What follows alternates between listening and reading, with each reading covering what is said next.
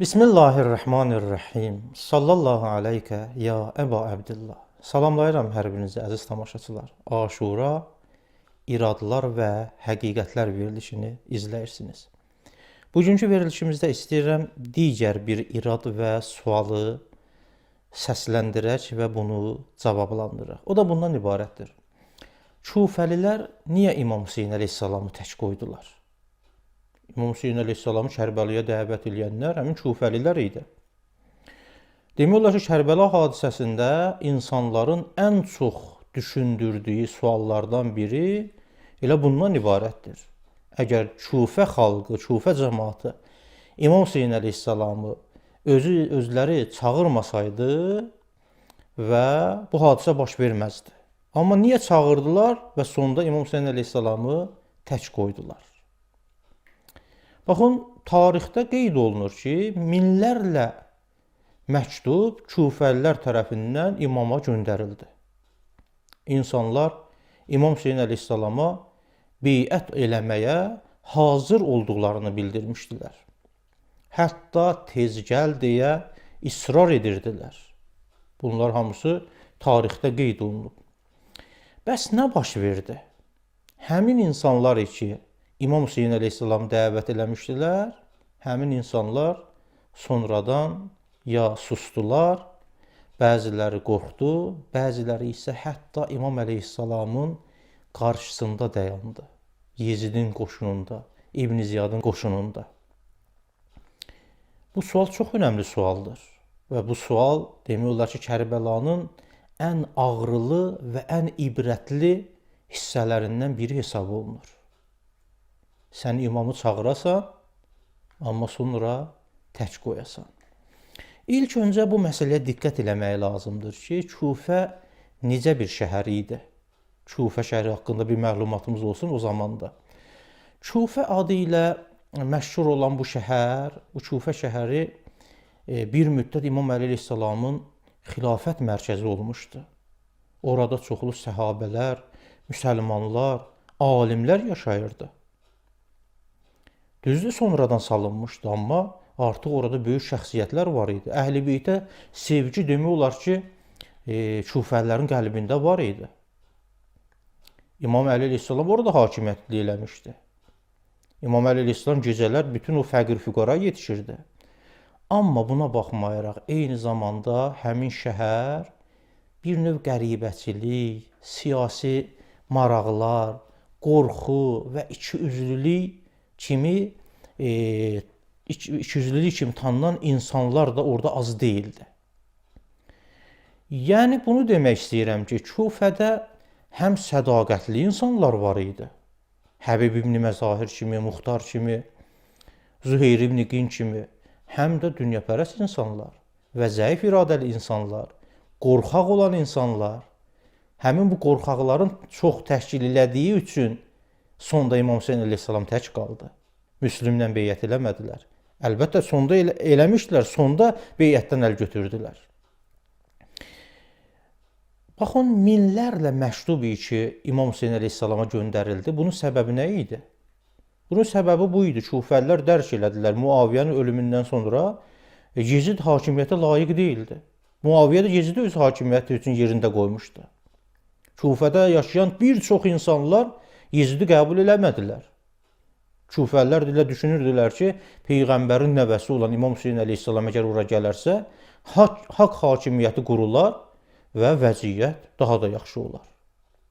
Bu səbəbdən öncədən həqiqətən bu xoş niyyətlə məktub yazdılar. Və İmam əleyhissalama minlərlə məktub göndərildi. Bəzi tarixi qaynaqlarda 12 min, bəzilərində isə 18 min nəfərin Müslim ibn Əqilə beyət etdiyini biz görürük və tarixçilər qeyd edirlər. Və məktub da elə bu qədər idi. İmam Hüseyn əleyhissalama Məkkədə olanda yetişən o məktublar. Bu nəyi göstərir? Bu onu göstərir ki, ilk öncə böyük ictimai dəstək var idi İmam Hüseyn əleyhissalam üçün. Müslim ibn Əqilin ətrafında 10 mindən çox beyət eləyən var idi. Əgər belə idisə, bəs nə oldu? Nə baş verdi? Niyə bu Kufəlilər dəyişdilər? Əsas dönüş nöqtəsi alimlər qeyd edirlər ki, Ubeydullah ibn Ziyad Kufəyə vali təyin olunandan sonra oldu. Yezid onu xüsusi olaraq, bu İbn Ziyadı xüsusi məqsədlə, məqsəd yönlü şəkildə Kufəyə onu göndərdi və Kufəni qorxutmaq məqsədi ilə, imamın tərəfdarlarını dağıtmaq məqsədi ilə və İmam əleyhissalamın qiyamını başlamadan onu boğmaq məqsədi ilə İbn Ziyadı Bəsrədə idi o zaman. Bəsrədən göndərdi Kufəyə. İbn Ziyad da bəzilərini təhdid ilə, bəzilərini həbs ilə, bəzilərini işgəncə ilə, bəzilərini rüşvətlə, bəzilərini hətta öldürməklə gəldi və Kufə cəmaatını Müslim ibn Əqilin ətrafından dağıtdı. Və bu vasitələrlə artıq Kufə cəmaatında iman kamil olmadığı üçün, bəziləri qorxduqları üçün, iradələrin zəif olduğu üçün Müslim ibn Əqili tək qoydular. Həqiqətən qorxu bəzən insanı dəyişdirir. Kərbəlanın da ən böyük dərslərindən biri elə budur. İnsan həmişə haqqı bildiyi kimi yaşamır. Çoxlarımız haqqı bilirik. Bildiyimiz haqqı yaşaya bilirik. Kərbəlanın dərslərindən elə biri budur. Bir çox Kufəli İmamı əleyhissalamı sevirdilər. Və İmam Hüseyin əleyhissalamın haqq olmasını da bilirdilər.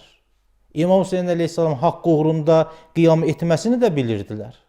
Amma o məqam gələndə can, mal, vəzifə və bu kimi şeylər görürsən ki, insanı geri çəkir. Necə ki, Kufəlilər geri çəkildilər. Allah Teala Quran-ı Kərimdə bir ayədə buyurur ki, "Fəla təxşəbun nasə ixşavuni." İnsanlardan qorxmayın, çəkinməyin, məndən qorxun. Amma insanlar nə elədi? İbn Ziyaddan qorxdular, həbsdən qorxdular, Beytülmalın onlara verilməməyindən qorxdular. Kufəlilərin elə faciəsi elə burada idi. Onlar Allahdan çox hakimiyyətdən qorxdular. İbn Ziyaddan qorxdular, Yeziddən qorxdular, zindana düşməkdən qorxdular. Və bu səbəbdən də İmam Hüseyin əleyhissalamın səfiri olan Müslim ibn Əqili tək qoydular. Və nəticədə Kərbəla hadisəsi baş verdi. Bu bir məsələ, məsələnin bir tərəfidir. Başqa bir tərəfi dünyapərəstlik. Dünyapərəstlik ən böyük problemlərdən biridir. İmam Hüseyin əleyhissalam özü buyurur da, insanlar dünyanın qullarıdırlar. Din dinlərində dolaşan bir əşyadır, dolaşan bir şeydir.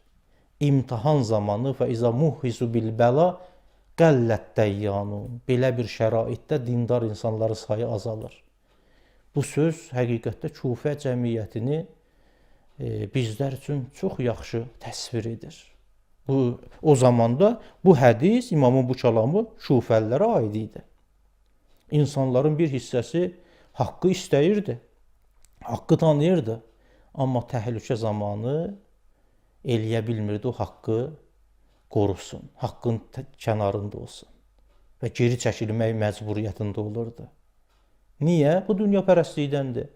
Çünki rahatlıq, pul və təhlükəsizlik və bu kimi şeylər görürsən ki, Kufə əhlini, necə deyərlər, Kufə əhli, yəni bu kimi məsələləri üstün tutdular. Öz rahatçılıqlarını, təhlükəsizliklərini, dünya malı ələ gətirməyi nümunəsi ilə Ömər Səd. Rey mülkünə xatir İmam Hüseyin əleyhissalam müqabilində dayandı. Və nəticədə Müslim ibn Əqil tək qaldı. Hələ İmam Hüseyin əleyhissalam Məkkədən təzə çıxmışdı.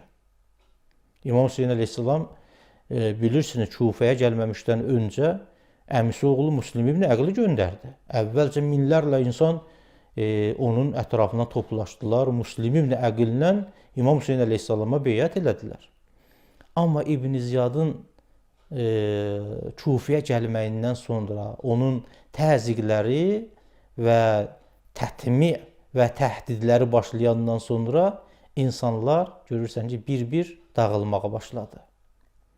Küçələri boşaldı artıq. Müslim sonunda tək qaldı. Bu bir həqiqətdir tarixdə və belə yazılır ki, bir vaxtlar minlərlə tərəfdarı olan Müslim ibn Əqil İşa namazı vaxtında bir nəfər də artıq qalmamışdı. Son anda sığınacaq axtarırdı. Evinə aparan da olmadı, qərib idi orada. Bu hadisə Kufə xalqının nə qədər iman baxımından zəif olmasını bizə göstərir. Nə üçün Kufəlilər əvvəldə İmam Hüseyn əleyhissalamı dəvət elədilər, sonda tək qoydular? Səbəbi bu idi. Amma buna da diqqət edək. Görəsən, Kufədə olan bütün insanların hamısı İmam Hüseyn əleyhissalama xəyanət etdi? Yoxsa xeyr, bəziləri. Cavabı xeyirdir. Bu çox mühüm məqamlardan biridir ya.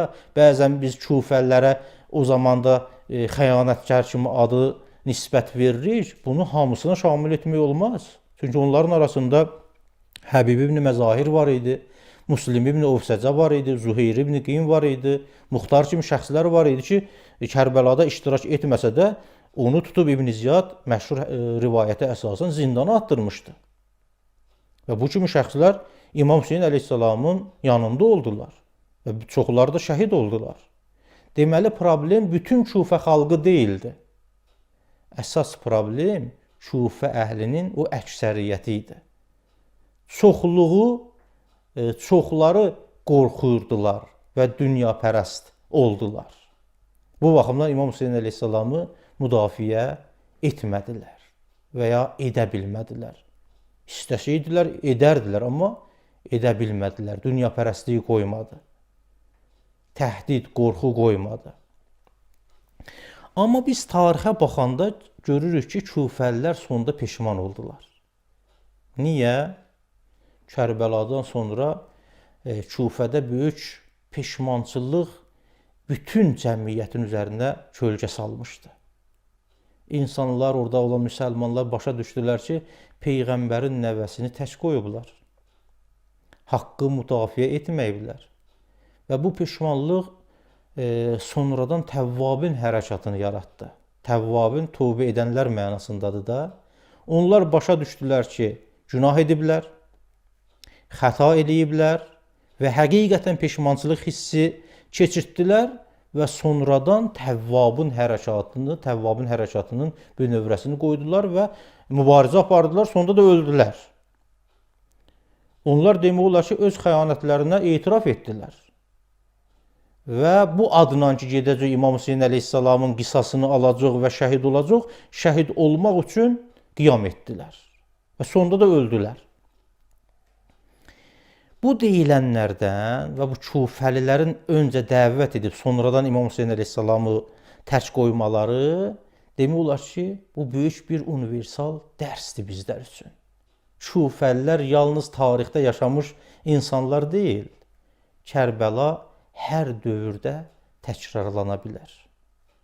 İnsan haqqı tanıyıb, əgər susarsa, qorxudan geri çəkilərsə, öz mənafeyini haqdan üstün tutarsa, belə bir insan həqiqətdə olur Kufə əhli.